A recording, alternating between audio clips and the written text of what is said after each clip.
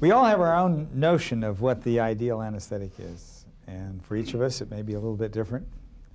Might be different for me and for you. But the only important person is the patient, isn't it? So let's ask the patient, what is the ideal anesthetic? From the patient's viewpoint, the ideal anesthetic is, well, it's one that doesn't produce any vomiting. It's one that doesn't produce any gagging on the tracheal tube, or incisional pain, or nausea, or recall. Patient wants to be amnestic. Those are the 5 issues most important to the patient, as defined by simply asking the patient, what's important to you? There is no ideal anesthetic. There is no anesthetic that's going to supply with absolute assurance all of these qualities. Desflurane is not the ideal anesthetic. Sevoflurane is not. Isoflurane is not. Propofol is not. Remifentanil is not. I would argue, though, that the ideal anesthetic can be approached most closely by combining the best qualities of several anesthetics and anesthetic adjuvants that are tailored to the particular needs of a patient. And what we're going to talk about is a recipe, or perhaps a recipe with variants, that approaches the ideal. It includes all aspects that surround the anesthetic experience, from pre-medication to recovery. What are we trying to do with pre-medication? What is it that is the principal thing we're trying to do with pre-medication? Relieve anxiety? That's it. That's it. We're trying to relieve anxiety. And there are a couple of ways we can do that. We can do it psychologically, or we can do it pharmacologically. Now, if we're doing it psychologically, let me urge you to do some things. Introduce yourself. Identify yourself. Touch the patient. Hold the patient's hand. And have confidence. How do you indicate that you have confidence? Well, you talk to the patient in a voice that doesn't indicate that you're as terrified as the patient is. And to do that, you keep the pitch of your voice down, and you don't talk loudly. I find occasionally that a resident will think that a patient is deaf, and it's because the resident is anxious.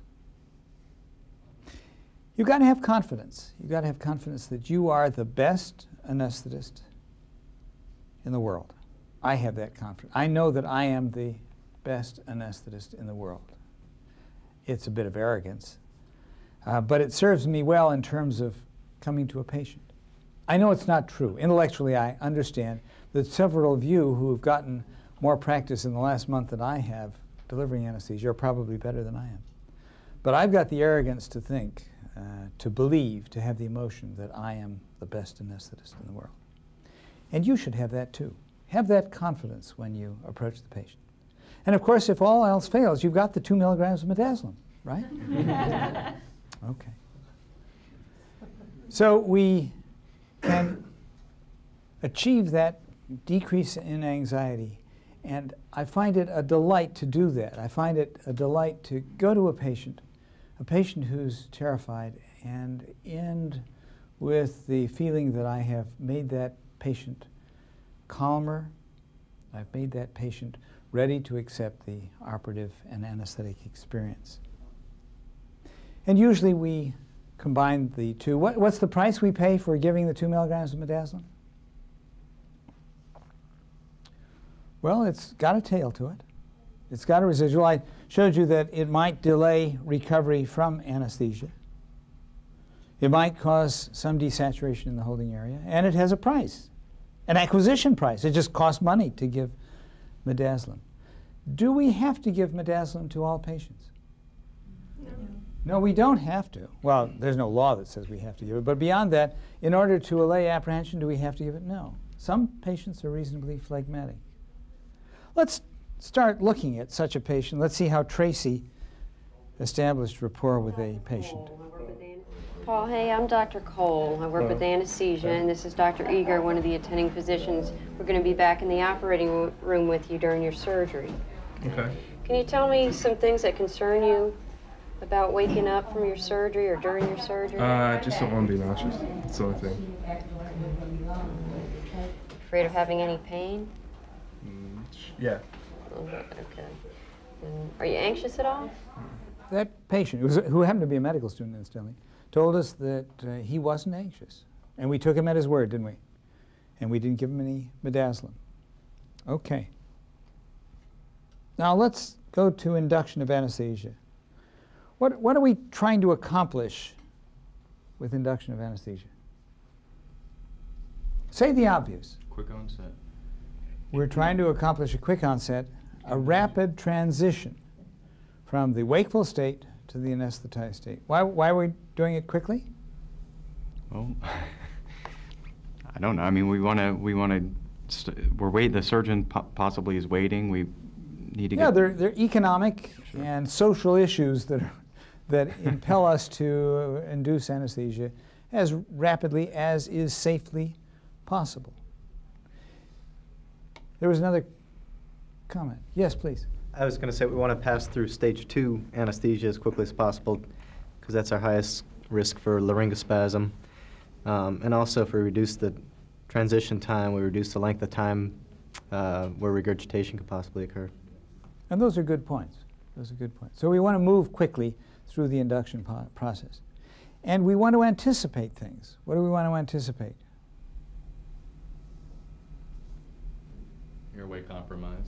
Airway compromise. And go beyond that. Look down 10 minutes down the road, or 20 minutes, or an hour, or 2 hours down the road. What else do we want to anticipate? Well, hemodynamic stability or instability, you want to... Right. You anticipate you're going to maintain anesthesia. Right. You anticipate you're going to do things that traumatize the patient. You might place an airway. You might place a tracheal tube. You've got to anticipate that surgery may be coming. And all of these things we need to consider. What are the two approaches we might use to induction of anesthesia? Inhalation or intravenous. There we are, inhalation and intravenous. Those are the alternatives that are available to us. If we talk about inhalation, we're talking about halothane or sevoflurane. At this institution, you've opted for sevoflurane for, I think, very good reasons. If you don't want an inhalation induction, you want an intravenous induction, as far as I'm concerned, you're opting for propofol or methotrexate. Compounds that allow you a quick in and also a quick out. We use an intravenous approach for several reasons, and these are the ones that are commonly given. It is quicker, and that's been demonstrated in several studies. It's smoother. It doesn't impose the claustrophobia that an inhalation induction can impose. If we're using propofol, it, at least for a time, is an antiemetic. It produces euphoria on awakening, at least a small element of it. And if we want our patients to pay their bills, euphoria is a very good thing. And patients prefer it. They say they'd rather have an intravenous induction to an inhalation induction. We talked a moment ago about what we should anticipate. The first thing and most important is the transition. And we want that to be rapid, as was suggested. We need to consider the immediate needs of surgery and anesthesia, the tracheal tube, or the LMA, and the incision. And we need to look ahead to recovery from anesthesia and not do things that will impair recovery. That's going to be determined a little bit by the duration of the anesthesia. If it's going to be a brief anesthesia, we may be more concerned about what we do during induction, as it may affect recovery, than if it's a prolonged anesthesia. Let's look at the induction that we accomplished with Tracy. Still just filling your lungs with oxygen. I'll let you know when you're going to go on off to sleep. I'll give you some medication through your IV that might sting just a little bit. That'll go away as you go on off to sleep. I'm going to take good care of you. Nice deep breath.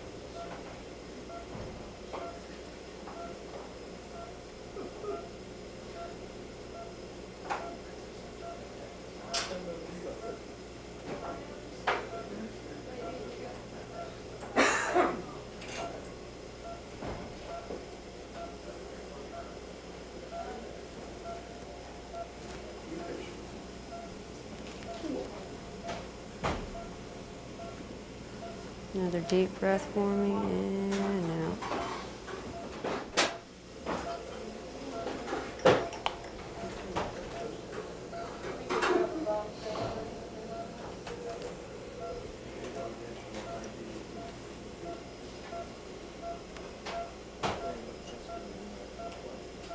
Deep breath for me.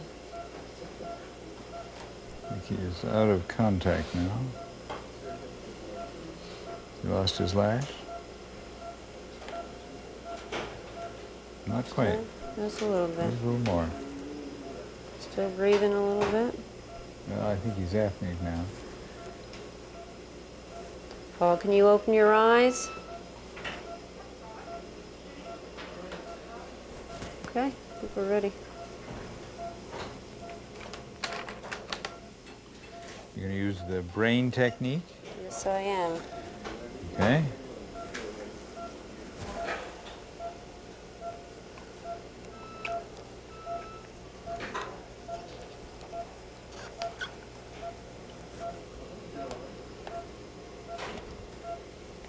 Okay, we need the syringe.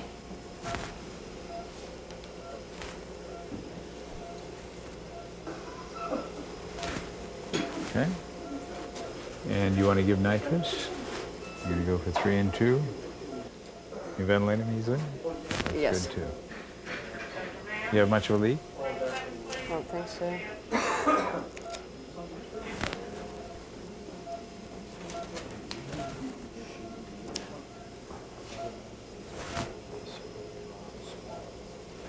And he is breathing.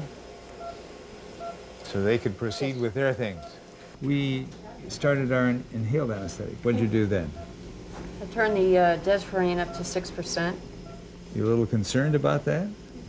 No, because at concentrations 6% or below, there really isn't any incidence of coughing or cardiorespiratory response. So that's our safe concentration. What did that produce in the way of an end-tidal concentration? Well, right now you can see his end tidal is 4.5%. Okay. And you've got that in how much nitrous oxide? I have 3 liters of nitrous and 2 liters of oxygen dialed in here, which is 60% nitrous, and the end tidal is reading 50%, 49, 50%, which is the goal. So you want 50%. Right. And yet you're giving 60%. How come you're only getting 50%? Well, this is the beginning of the case, and the patient's taking up nitrous oxide. Okay. Now, is that going to be enough anesthesia for this young man who's 26 years old? Given the fact that he's 26, his MAC of desferrine will be about 7%. So we have given him the propofol. He has had fentanyl as well, but that will start increasing with the dialed concentration. So what else is contributing to our anesthesia besides the desferrine and the fentanyl and a little bit of propofol? And the nitrous oxide. And So the nitrous oxide. the MAC value here is actually reading 1.3%. We induced anesthesia with propofol. And we added some lidocaine to the propofol. Why did we add the lidocaine to the propofol? What was that? Thought to make it less irritating by making it less acidic. By making it less acidic. And how much fentanyl did we use in that case? How much fentanyl was given for induction? Can't remember if we used 50 mics or 100 mics in this patient. We used a very small amount. Mhm. I think no more than 50. Why would you use a small amount? Because you want the patient to breathe spontaneously with the LMA in. Right. So we were concerned that we didn't want to depress breathing and have to support ventilation ourselves. We wanted the patient to be breathing spontaneously. How much propofol is needed to introduce an LMA? Can you do it with 1.5 mics per kilo? Well, you can, but it's harder. And we chose to use about 2 mics per kilo, didn't we? He weighed, what, close to 180, 200 pounds. I've forgotten the specifics. It was 2 or a little bit more than 2 mics per kilo. Milligrams per kilogram? I'm sorry, milligrams per kilogram. Thank you. Off only by 1,000. Okay? What if we gave 3? I mean, if 2 is good, wouldn't 3 be better? What's the concern about giving a little bit more? Hypertension. You get hypotension. What Also else? Have a delayed response as far as spontaneous respiration coming back. Yeah, so you wouldn't have spontaneous ventilation, which was another aim. We wanted to continue the spontaneous ventilation. We had it almost throughout the period of induction. Okay, and Tracy wasn't fearful about turning the desifrane immediately to 6%. Why was that? Why weren't you concerned about turning the desifrane to 6%? Because at concentrations at 1 max 6% or less, you're not going to have the cardiorespiratory stimulation. Yeah, there isn't an issue of pungency, and there isn't an issue of tachycardia and hypertension. Okay. We added 50% nitrous oxide. Why do we add 50% nitrous oxide? Why is that part of the ideal anesthetic? Speeds induction. It may speed the induction a little bit, although we got a pretty fast induction with just the propofol. Sure. What else? What else is important? I think if you go above 50% concentration, it increases your risk of nausea, I think. So you stayed at 50%. That's right. So you don't go above 50%. Well, why give 50%? Why not give none at all? Well, that way, because we know his MAC is going to be a little bit higher because of his age, so if you go ahead and go up on the nitrous, that way you can actually run maybe a little bit less des. Okay. I was just going to say, anticipating emergence, the MAC away to MAC ratio for nitrous is going to be higher than if you're just using desflurane. Yeah, so we're looking ahead, and we're going to not just give it for induction, we're going to give it for the whole thing, and 50% is going to help us on the recovery. Now, maintenance of anesthesia might be divided into what, before surgery and then after surgery, because the stimulus and the cardiovascular response are going to be different in those two areas.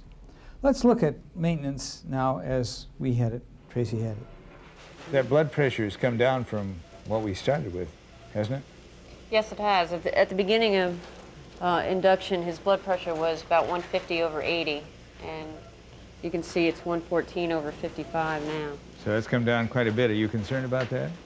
Not in this 26-year-old patient who's about ready to have stimulation from surgery.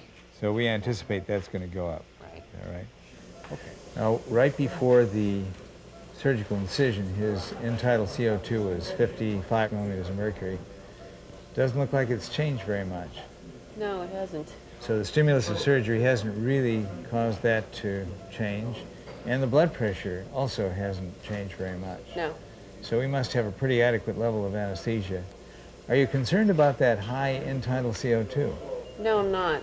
The patient's breathing spontaneously and well saturated, and if it continues to climb, the patient will become apneic and not continue to take up anesthetic, or anesthetic will not continue to go into the lungs. So there's a sort of a negative feedback that limits how much it will go up. Right.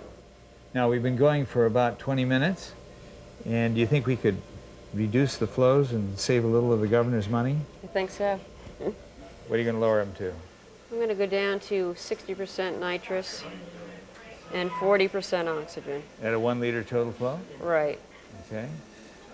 The desifrane concentration is up at 4.7%. Do you want to lower that?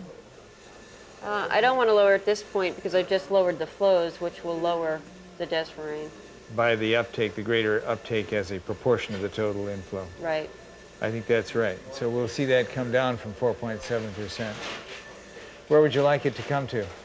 Probably about 4% or slightly under. I think that'd be a good concentration, especially with the fentanyl and the nitrous oxide that we have. That 1 liter per minute seems to work pretty well. Do you think you could go even lower than that? Sure, we can go lower. I'll turn it down to 300 of nitrous and 400 of oxygen. Could you go lower than that? Probably not too much lower than that. Why is that? Well, the patient's oxygen uptake is about 200 to 250 cc's, and he's taking up desflurane and nitrous oxide, and then he's also losing gases to the analyzer. So all that may approach 700 cc's. Right. How will you know when you've gone too far? Oh, the bag won't fill and the patient will stop breathing. I guess that's right. Got no gas to breathe, can't breathe. You may have noticed that with the onset of surgery, there wasn't much in the way of a response initially, but with the passage of time, that end-tidal CO2 went from 55 down to 48. The stimulation did indeed increase ventilation. It also, I think, increased blood pressure a little bit, but I don't remember the specifics of that. You have any remembrance of that, Tracy? I couldn't say. I think it increased a little bit, but I don't know to what Okay. value. Okay. Now, we may need to give drugs during maintenance. We may need to give more fentanyl. What would be the indication for more fentanyl? What would you say, Tracy? The heart rate or blood pressure increased. So if the heart rate and blood pressure increases more than just a little bit, it might indicate that we don't have a sufficiency of analgesia. Right. And you might give fentanyl. How much would you give? I'd probably only give about 25 micrograms at a time. Why is that? Because if I can always give more if I need to, and if I give more initially, it might knock out his respirations. Which we don't want to Right. have happen, particularly with an LMA. Do we have any coughing with this LMA thus far? No, Not even once? not that I recall. Any laryngospasm? No. No? Any increase in secretions? Not that you remember, not but that you I- don't remember anything about it anymore. Okay. It's been a while. Right. No, it was totally uneventful. So we give this terribly pungent anesthetic, and nothing happens. Given via an LMA. Okay. Now we have to also anticipate that the anesthesia may get lighter. We decrease the flow rate, and the anticipation was that the concentration of desferrin would go down in this young man. And we don't want this young man moving his knee in the presence of his arthroscopy. So what's our insurance policy there? How are we going to deal with that possibility that he might suddenly move if we got the anesthetic too light? Well, if we got it too light, I always have some more propofol. You got that insurance syringe of propofol at the ready. You don't need any more lidocaine in that, though, do you? No. Okay. One of the concerns that this patient expressed in the holding area was nausea and vomiting after anesthesia. What are your thoughts about the chances of him having nausea and vomiting? Well, the fact that he's 26 years old puts him at higher risk for post-op nausea and vomiting. This surgery itself, the knee arthroscopy, is not a surgery associated with higher incidence of post-op nausea and vomiting. So that doesn't concern me. But the fact that he is 26, we've given some opioids which can induce nausea and vomiting. We have desferrine and the nitrous oxide that can induce nausea and vomiting. That's concerning.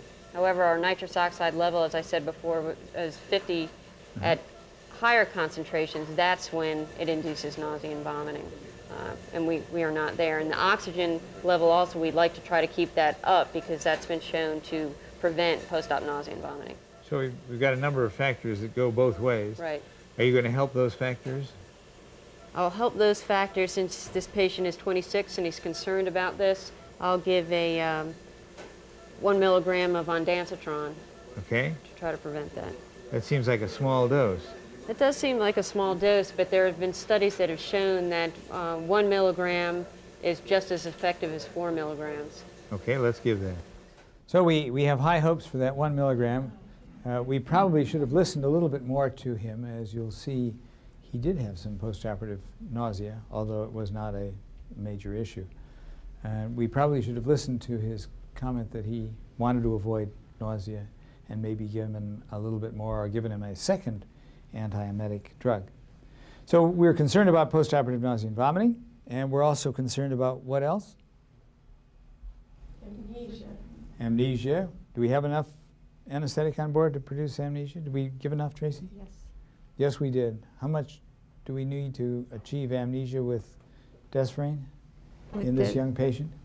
Well, you have to stay above the MAC awake Right. value. And MAC awake is about 2.5%. Right. So we were well above that just with the desferrine alone. And of course, we have added to that the nitrous oxide, which contributes a lesser amount, but still some to the amnesia.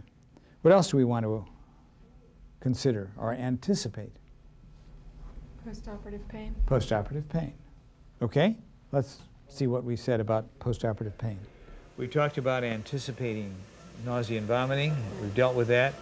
Now we got to talk about anticipating pain. What do you consider when you think about pain in the context of this patient in this operation?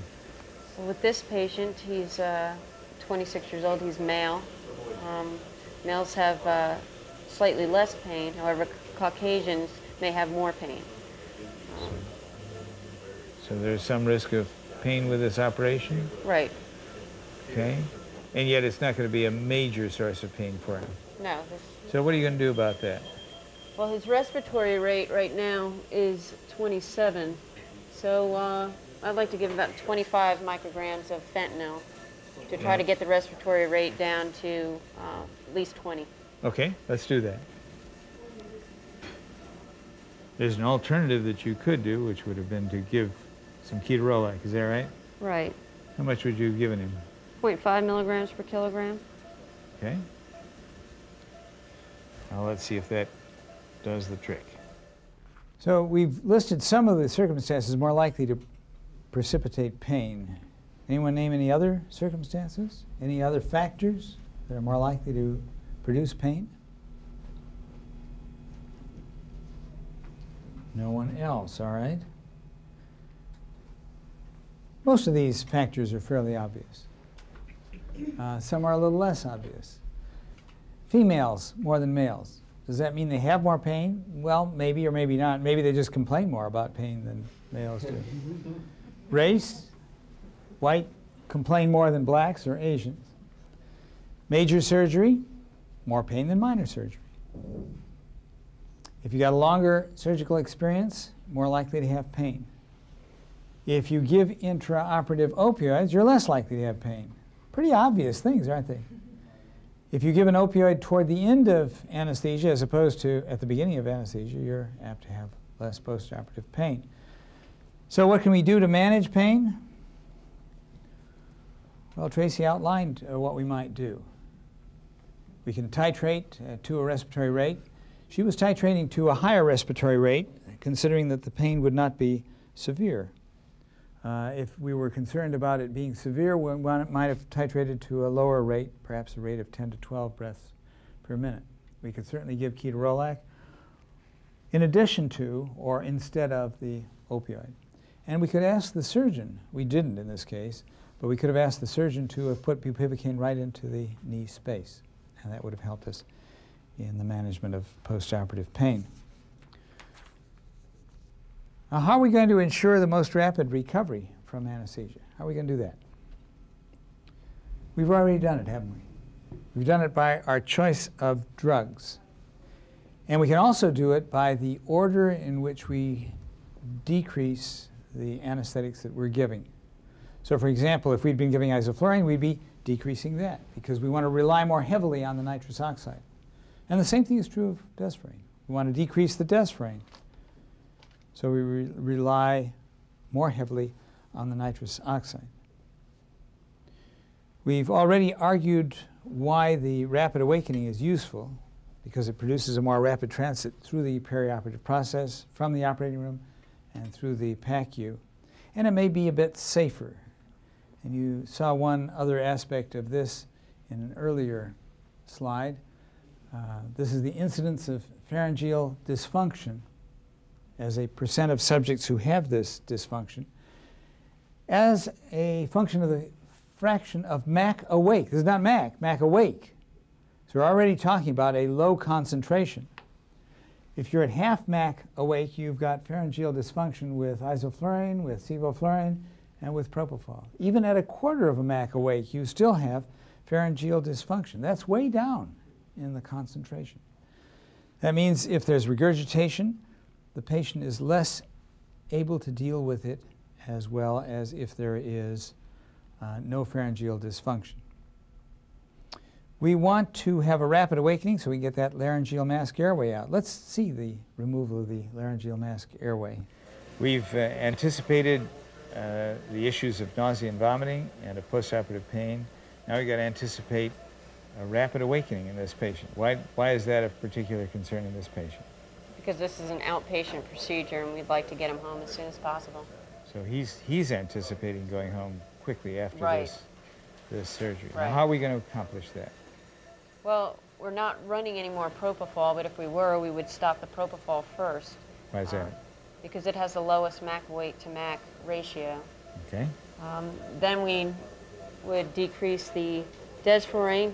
And we've already done that a bit, haven't we? Yes, we have. Okay. And then the last thing that we'd turn down or turn off is the nitrous oxide. Okay, and that's because? That has the highest MAC weight to MAC ratio. Okay, so it will come off the quickest to a point where he will respond. Right. Okay, looks like we're moving in the right direction.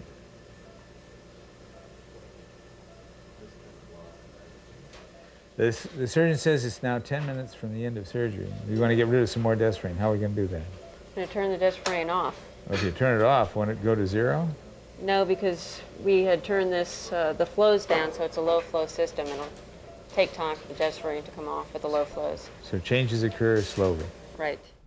We've used the best part of several drugs in this procedure. And this is a summary of what we've done. We've induced anesthesia with propofol that has lidocaine in it. We've used a bit of fentanyl to allow us several things, including a lowering of the concentration of the drugs that we might otherwise need, drugs such as desflurane and nitrous oxide. We've used 50% nitrous oxide, not 60 or 70 because of concerns about nausea and vomiting, and 50% because we want the nitrous oxide. We want its low expense, and we want the anesthetic contribution, and we want the rapid awakening that's associated with its use. We used 6% desflurane or less because that's all we needed. That's all we needed to achieve the amnesia that we wanted, to achieve the immobility that we wanted. This is not a paralyzed patient. And we used an inflow rate that was less than 1 liter per minute to minimize the expense of this otherwise potentially expensive drug, desflurane. And we did this all via an LMA. Do we have any coughing now? No coughing at all? No laryngospasm? No coughing. No secretion problems? No. All right. Despite the use of this desflurane, which at this concentration is not a pungent anesthetic and does not precipitate cardiovascular responses that it can precipitate at higher concentrations. Why not use sevoflurane? Why not use isoflurane? You could. Those are both good anesthetics and they're both safe. So why not use isoflurane? You could, as you said, but because they're more soluble agents, you would have to reduce them earlier on in the case in order to eliminate them by the end of surgery. And if you reduce them earlier on in the case, you might increase the risk of having patient move. You could say that the same argument could be made for desflurane, that we could reduce it earlier in the case as well. In any case, we could accelerate awakening, but at the risk of movement by decreasing the anesthetic concentrations. The same effect would be present with isoflurane and desflurane. We'd still have the more rapid awakening with desflurane unless you want to repeal all the laws of physics that apply to solubility. Sevoflurane, why not use sevoflurane?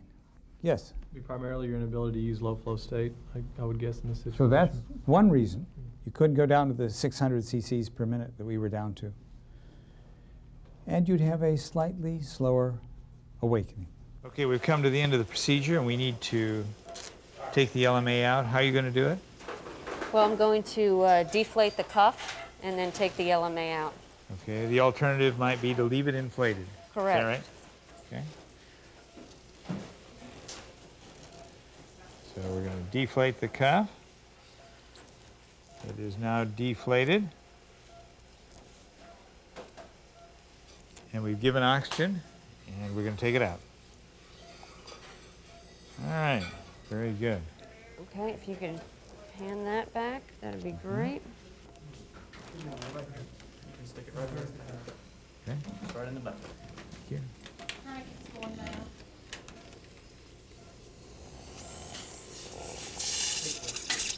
And he continues to breathe.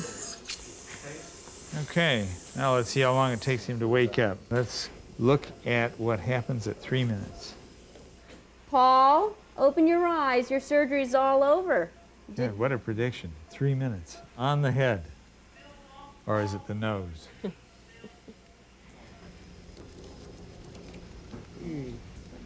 That's it.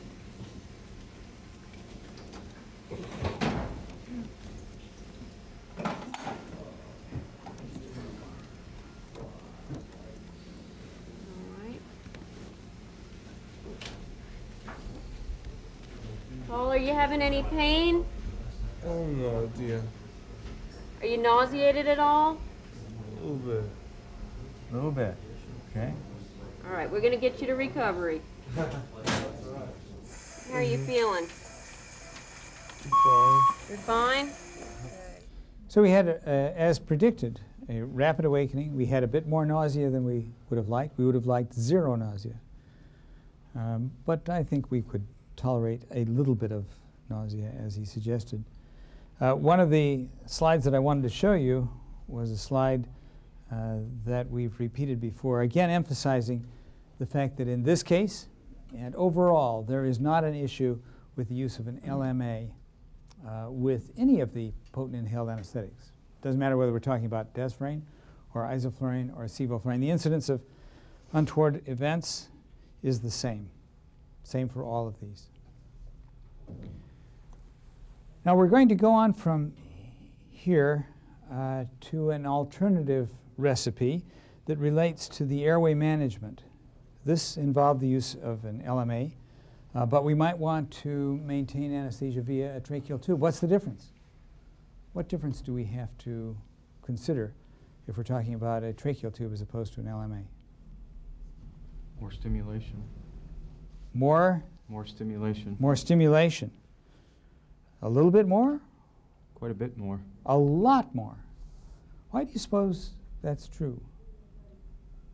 Just the place that the tracheal tube rests has more innervation of the nervous system, and you have more reflexes there than you do in the back of the oropharynx where the LMA would sit. So one argument is God made it that way. That's always a sufficient argument.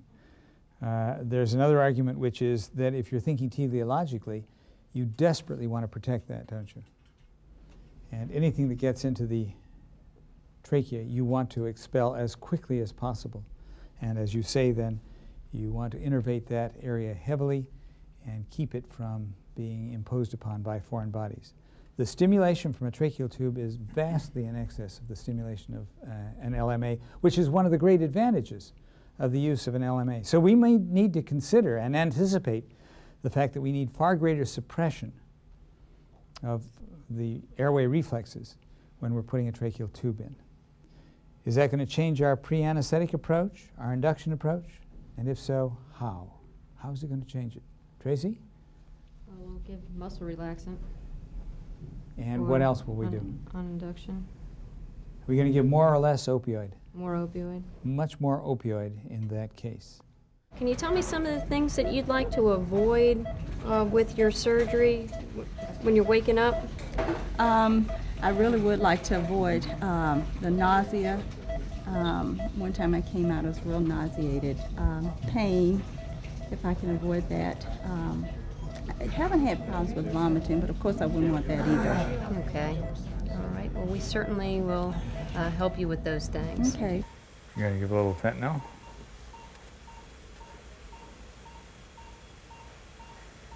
How much are you giving? Giving 50 micrograms. Okay. I'm going to give you some medication that'll help you go on off to sleep. It might sting just a little bit going in, that's normal, and that'll go away as you go on off to sleep. Just keep taking some nice deep breaths. We're going to take good care of you. Everything's going perfectly. Couldn't be better.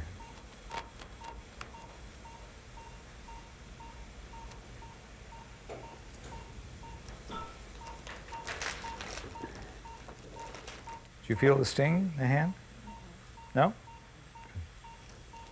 Put some lidocaine in with the propofol. That eliminates the sting in many cases, that's right.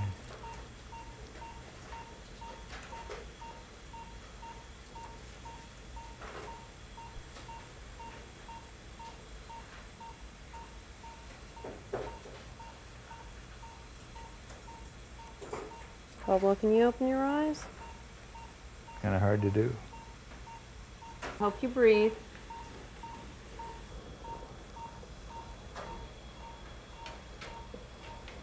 much of this would you like to have?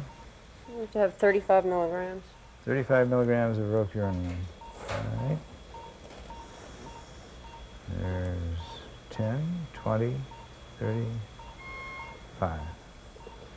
Twitch monitor on here. Twitch monitor is coming on. Okay, let's see what we've got. 4 good twitches. You want to give another 50 of the fentanyl? Okay, so we're giving another 50. Why are you giving all that fentanyl? I'm giving the fentanyl to blunt the response to the endotracheal intubation and also in anticipation of surgical incision. You don't think these other agents that you're giving are very analgesic or No. suppressant of responses to stimulation of the respiratory tract, huh? Correct. Okay, let's see what we've got.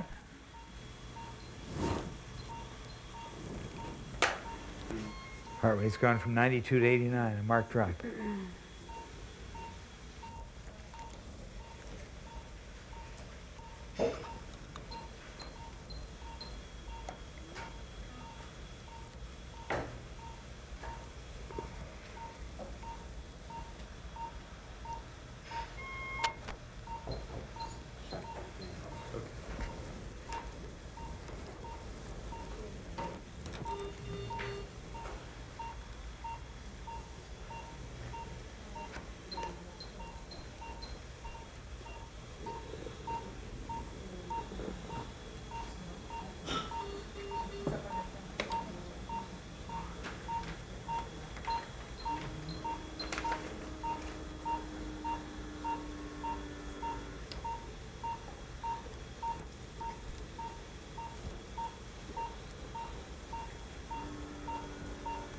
The maintenance of anesthesia is going to require much the same thing that we saw during the administration of anesthesia via an LMA.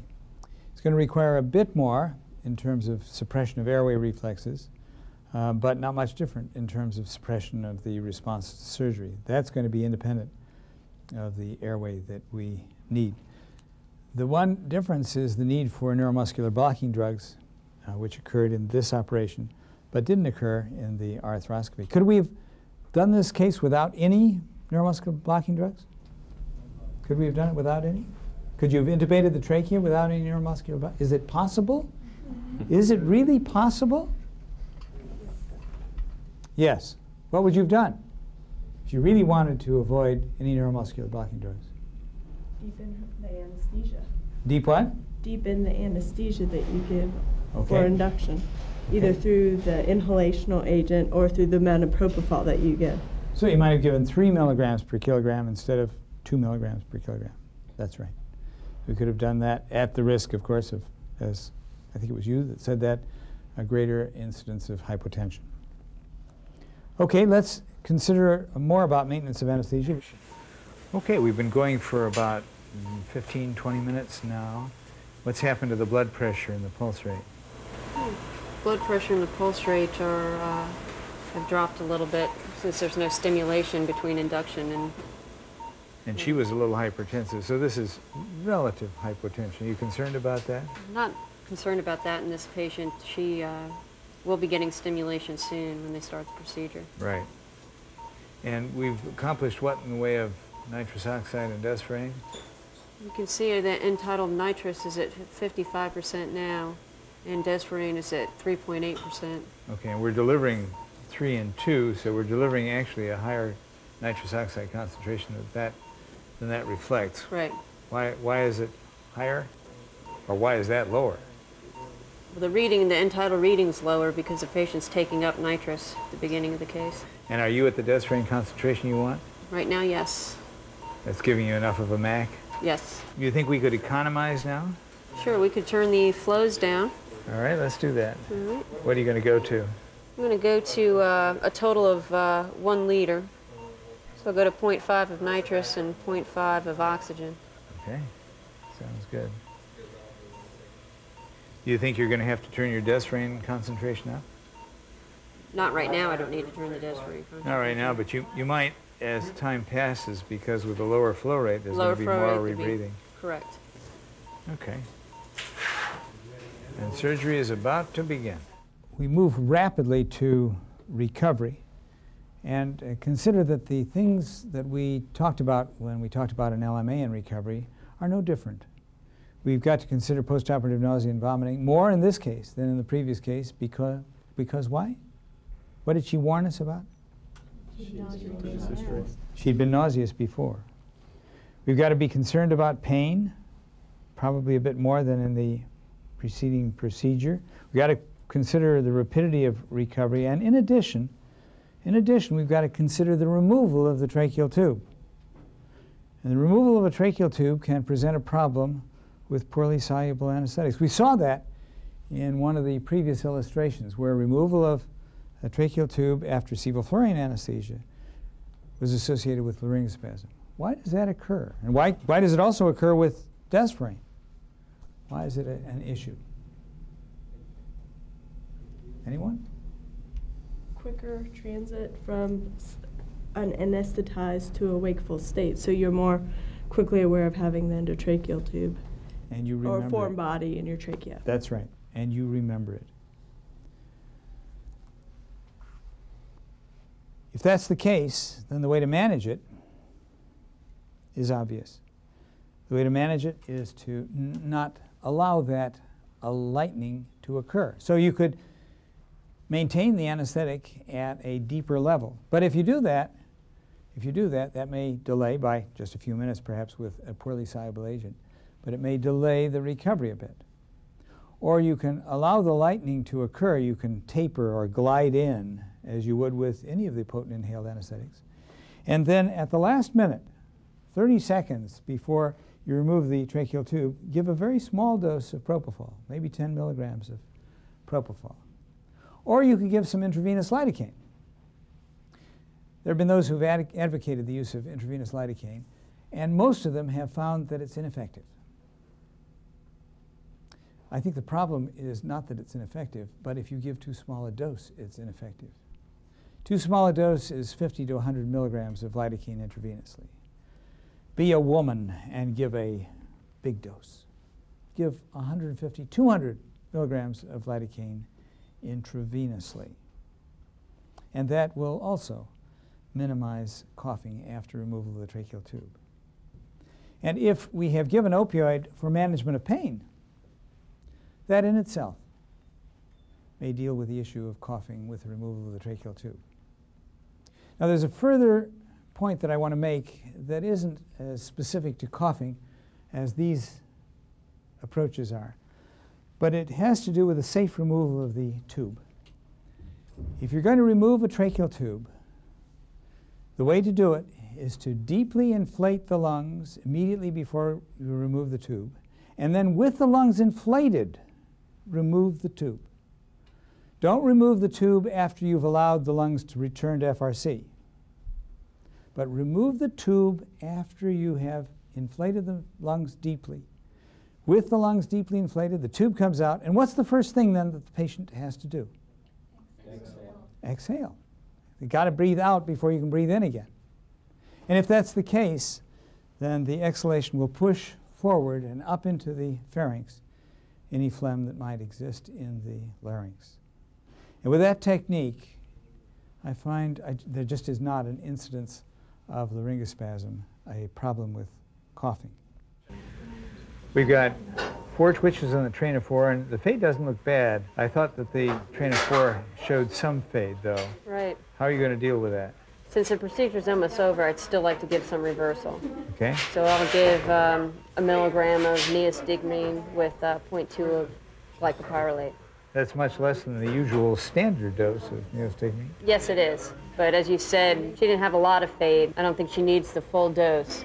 The full dose of neostigmine would predispose her to post-op nausea and vomiting, which we're trying to avoid.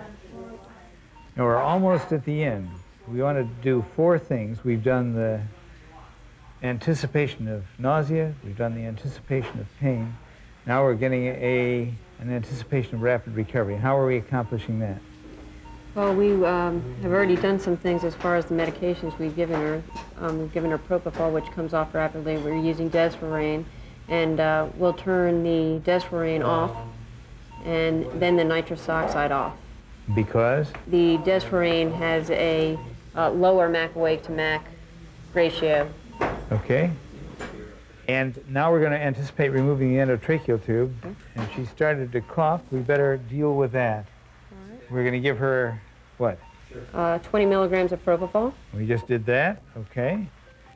And in 30 seconds, we're going to remove this endotracheal tube. We could take the air out of the cuff. We're going to turn up a high flow of oxygen. We have suction in the back of the throat.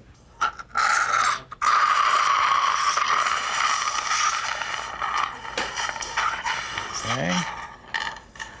And now we're going to remove that endotracheal tube. We're going to do it by giving her a deep breath and removing the tube at the peak of inspiration. Okay.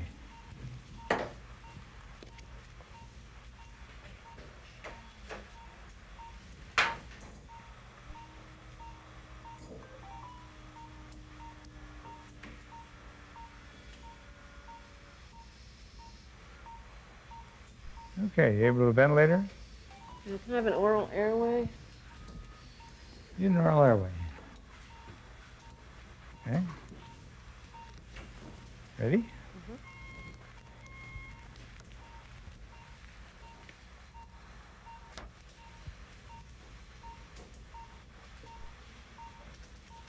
That better? I can see the chest rise. Okay. So she didn't cough when we removed the tube. She was coughing right before we removed the tube. Correct. And now you're able to ventilate her. And the anticipation is that she'll be awake in what?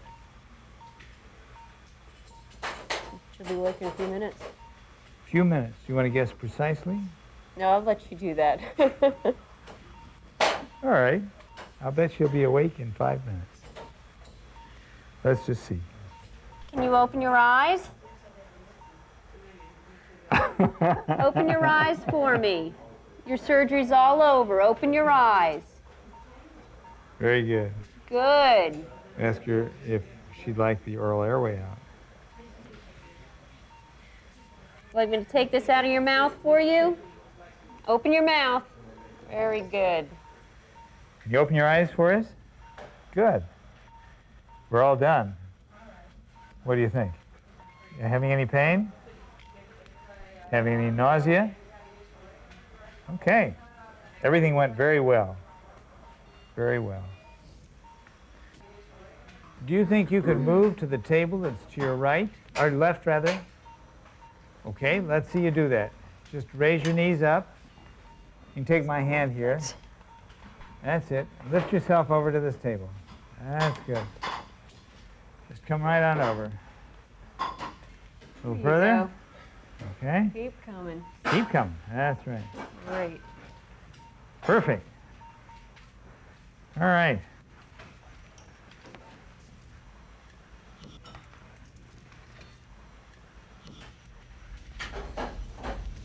Say hello. Louder. You got to say it louder. Hello. All right. Hello, world. I'm glad to be back. So the additional issues that we haven't really covered are some details on dealing with the neuromuscular blocking drugs. You saw some of that. An issue that we didn't talk about at all was avoiding hypothermia. And that's an important issue that we need to discuss as part of the ideal anesthetic. Why is avoiding hypothermia important? Why? It can cause post-op bleeding or bleeding and infection. So it's been noted to be associated with those two things, bleeding and an increased incidence of postoperative infection. It also may affect the immune system, and it may cause the patients who awaken to shiver, and that is something we don't desire, increasing their metabolic rate and making them uncomfortable. What if we couldn't give nitrous oxide? What would you do then? How would you deal with the requirement for anesthesia? We found nitrous oxide to be an important part of this anesthetic, but could we do without it? Yes, we can do without it. What do you have to do then? Tell us, Quinn, what are you going to do? Well, you can use desflurane alone and get almost as rapid an emergence, or you could use a balanced technique such as combining desflurane with remifentanil or propofol. Yeah, so there are many ways to skin a cat. Okay. I think we've heard some interesting comments from you about your own recipes, some suggestions that some of you might prefer sevoflurane or might prefer to use isoflurane. And there are good reasons for those choices. Each of us have different prejudices. And I've provided you with mine, and I've provided you with some of the rationale for each of those prejudices. I want to emphasize that the recipes that we all may have to be tailored to particular patient needs. And you saw some of that in the ideal anesthetics here. I want to thank you all for your participation in this. You now, I think, have some ideas that perhaps might alter a little bit or a lot your approach to the ideal anesthetic in your hands.